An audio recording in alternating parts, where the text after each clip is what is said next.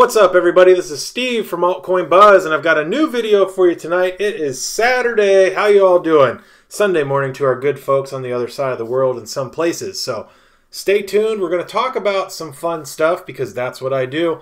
Unlike David Hay, who's got his little thing of crypto and chronic, I've got my fun little crypto and Diet Dr. Pepper cherry. So quite a bit less interesting. So let's just get back on topic. But we've got some news. Obviously, the market's hitting the red right now.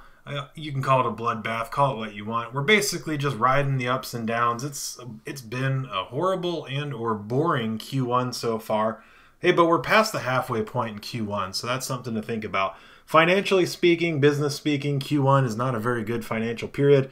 It's usually when people are happy to talk about their Q4 financials, and usually they have to their investors if they're a publicly traded company.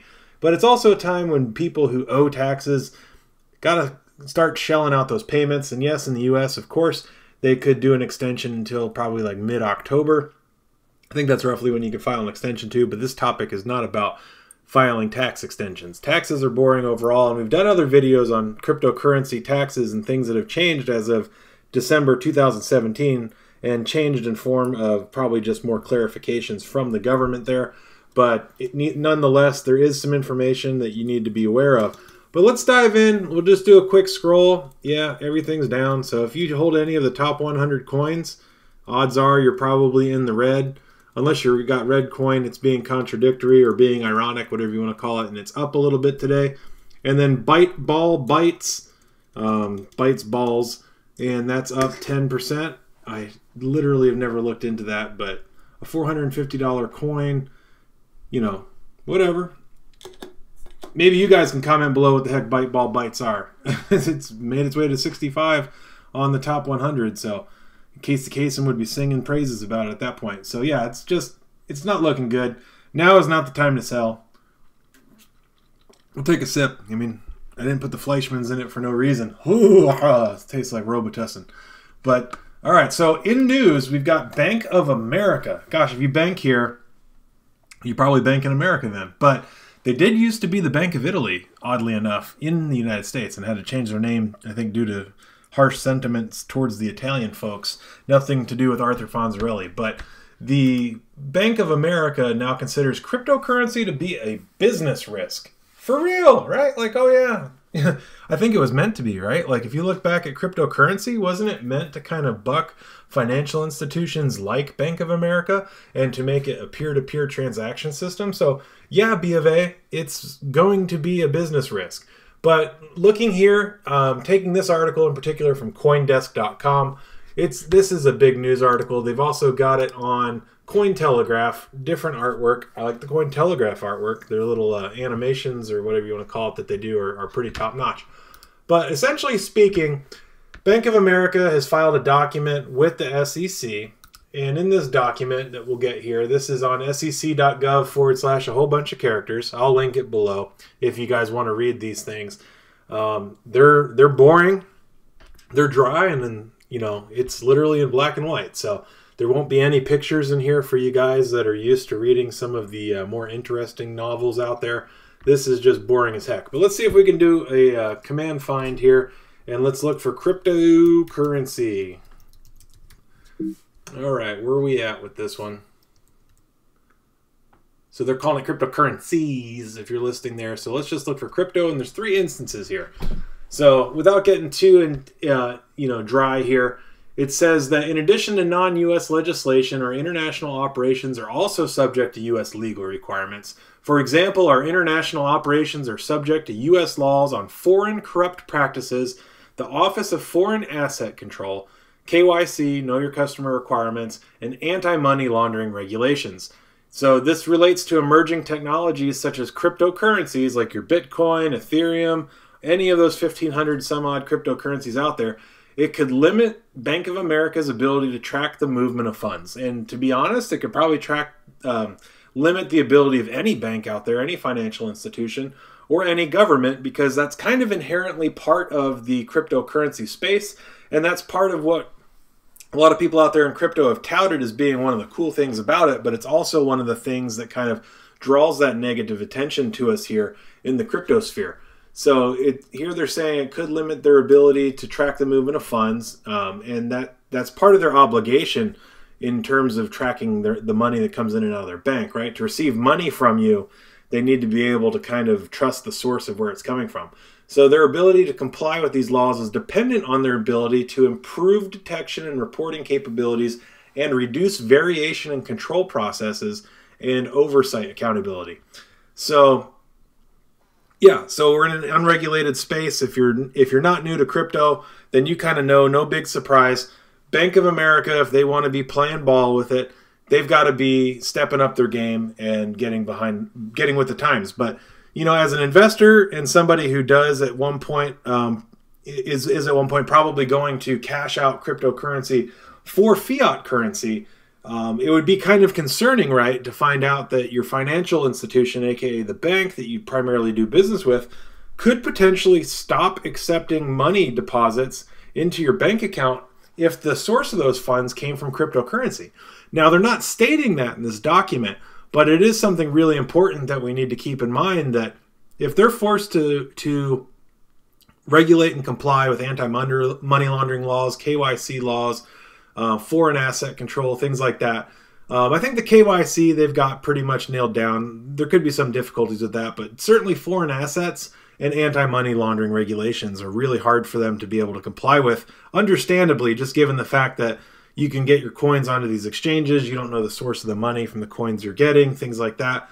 Obviously, if you're just buying and selling and trading cryptocurrencies in a normal medium or a normal environment, then you're not doing anything that's troublesome to Bank of America, but there's not really any way that they can prove that. So, buying and selling a coin or using a coin within the economy for its intended purposes, such as purchasing cited coin, buying storage with it, or receiving that coin for providing storage and things like that, and then selling that coin for fiat, it's not that easy for coins like that. Of course, you'd have to convert them into Ethereum, Bitcoin Cash, Bitcoin, something like that.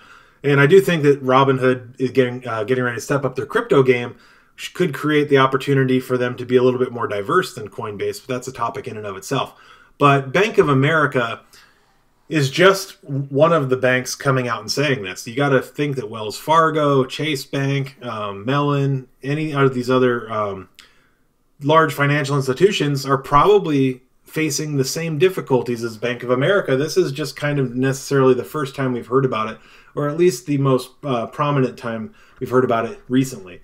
So that's one point. Now, there's other places within this document that they talk about cryptocurrency as being a risk for their business, and it only seems to exist, the mention of cryptocurrency is only in their risks, not within their strengths, opportunities, or anything else. So they seem to see that the cryptocurrency is not only a threat to their ability to comply with regulations. So this is a required document and filing with the SEC, a very important big brother organization. So don't take this lightly, but let's go see where else they've mentioned it. So here's another mention. So they face significant and increasing competition in the financial services industry. Of course they do. Again, this ties back to how cryptocurrency is meant to be an alternative to banking, to traditional banking, to the Rothschilds and all the other major players out there, to government banks, whether they be corrupt or just more traditional. It could be a hedge against inflation, obviously, if cryptocurrency is not in a market of red that's deflating at a faster rate, but that's too short term. But you're looking at it, and yes, you could see customers who evolve and go into a space where they prefer primary mediums of exchange. Customers, not just meaning people like you, but businesses too, right? Banks make a lot of money off of businesses and transaction fees and things like that. So they're really looking at this as a place that threatens their business at its core. And they're sort of admitting, or like really admitting, that they are not prepared right now to be competitive. And that's not so much a reason to be concerned, I guess, if you're a Bank of America customer, but they have to be concerned about it, because how long is it going to take them not only to be able to be comfortable, feel comfortable being compliant, but also to be competitive with these things that are coming out, like you got 10x, right? That isn't currently available to U.S. residents, to my knowledge, unless something changed recently. but I've held 10x coins. I think I still hold some of them, but I'm not eligible to get their debit card last I checked, so I'm not really able to, spend cryptocurrency, like load my other coins onto the account and spend it in store just like a PayPal account. I have a PayPal card, that's not cryptocurrency, but maybe the concept of PayPal kind of led to the genesis of cryptocurrency in some regards, that you can email people money address to address style. But yeah, so they're facing significant competition. So it's going to require a lot of investment on their side to be able to maintain their compliance, and then also to be able to provide a product that would be competitive with cryptocurrency. And I kind of think to myself, like, well, what product would they provide that would be competitive with cryptocurrency, right? Currently, they service on fiat currency, on US dollar, and that's a competition. I think that is still a viable competition for cryptocurrencies, right? So, comment below what you guys think. Does it even surprise you that a bank would see cryptocurrencies as a threat? And then what do you think they are really intending to do by bringing this up in a filing with the SEC, the Securities and Exchange Commission here in the United States? It really does kind of make you think that, are they trying to kind of lay the foundation for maybe financial failure in the future for themselves, or to kind of lay that foundation so that the excuse when it comes out later becomes more of a, see, we need regulation because these types of things are causing our bank to fail. I really feel like this could lead to a wrench in the machine. So it's something to watch out for. But I don't think that any of us in cryptocurrency space are really hoping that traditional banking goes completely away. We're just hoping that people that don't have access to money have reasonable and fair access, equal access to financing, to savings, to potentially loans, things like that. And I'm not really trying to speak for all of us, but I just kind of get that that's sort of the sentiment. It's part of the ethos and the motto that a lot of us have been talking about. So let's see what else they mentioned here. So their inability to adapt their products and services to evolving industry standards and consumer preferences could harm their business. Yes. And this ties in one step further to where Bank of America and traditional brick and mortar banks could really see a decrease in their use of their goods and services, or their products and services, from customers who jump ship and go to cryptocurrency and cryptocurrency markets as an alternative. And I see this as being an analogy. If I was going to create like a reasonable analogy most people would get, that this is like Netflix taking on the cable industry, right? So you have the cable industry, who's like the analogy for the traditional banking business. They provide services on their terms. You could pay them great fees to do that, and it's just expected that everybody, like, how could you live without television? Well, television is a television in and of itself is really just a device, right? It's got speakers, it's got a display port and things like that. Now, of course, today they've got software on them and stuff like that. But Netflix comes along, on whether it's on your phone, whether it's on your computer, or whether it's on your television. I have seen cable companies offer apps for the tablets and cell phones. I've also seen premium services that are traditionally sold through your cable provider going through web portals and apps like HBO Go, things like that. But I've also seen those people ally with Hulu and ally with Netflix to offer their premium channel services through the Netflix subscription. So I see those premium content providers as sticking around, but the traditional fiber laying services that were out there that are kind of ironically, that Netflix is kind of ironically relying on those coaxial cables and telephone cables in order to provide service to their customers outside of just straight satellite coverage. But cryptocurrency is like the Netflix. It's like Hulu. It's some currencies are probably like Amazon Prime. I see Amazon Prime as being like a huge big bundle, right? I didn't buy Amazon Prime initially for their television services, but I did find that the Robotic Sheep, Dream of Robotic Sheep, whatever that's called, based on the Philip K. Dick novels that are so popular that led to like Blade Runner and things like that.